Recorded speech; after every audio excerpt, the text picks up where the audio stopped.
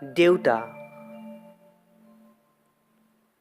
দেউতা আমাৰ জীৱনৰ আটাইতকৈ সাহসী ব্যক্তি। তেওঁৰ কান্ধত উঠি লৈ অনুভৱ কৰিছিলোঁ হিমালয়ৰ উচ্চতা, যাৰ উপস্থিতিয়ে আমাৰ মনলৈ আনিছিল পবিত্ৰতা।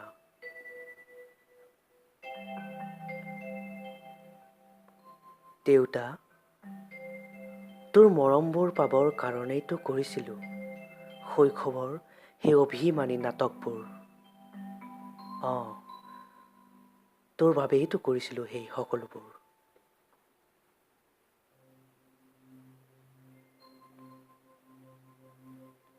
তেওঁ হেৰাই আহিছে ক্ৰমশ সকলো সুখ, নিজৰ পৰিয়ালৰ এটি হাঁহিৰ বাবে।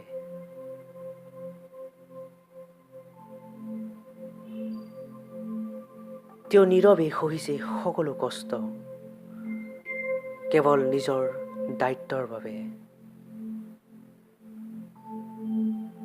তথাপি তেওঁ কাহানিও কোৱা নাই, বোপাই, এইবাৰ তোক নতুন কাপোৰযোৰ দিয়া নহ'ব, টকাৰ বৰ অভাৱ। তেওঁ কাহানিও কোৱা নাই তেনেকে।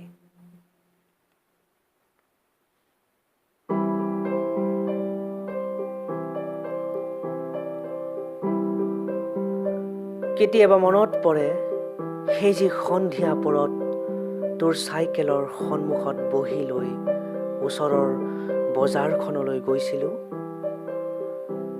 ৰাতিৰ এন্ধাৰৰ বাট নেদেখি মোক চাইকেলতে বহাই নিজেই চাইকেলখন টানি লৈ আহিছিলি।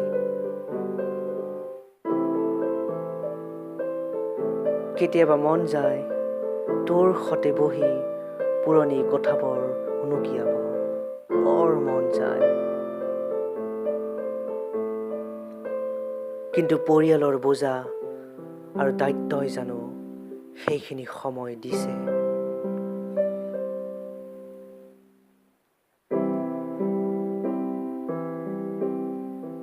তোৰ আঙুলিৰ মূৰত ধৰি লৈ প্ৰথমটো খোজ ফুৰাই আজি চলিব লৈছো সততাৰ পথত। তই শিকোৱা অফলা কফলাবোৰেই আজি শিকাই আছে জীৱন যুদ্ধত হাৰ নমনা এটা অধ্যায়। তই শুনোৱা সাধুবোৰেও আজি বহু সাহসী কৰি তুলিছে মোক।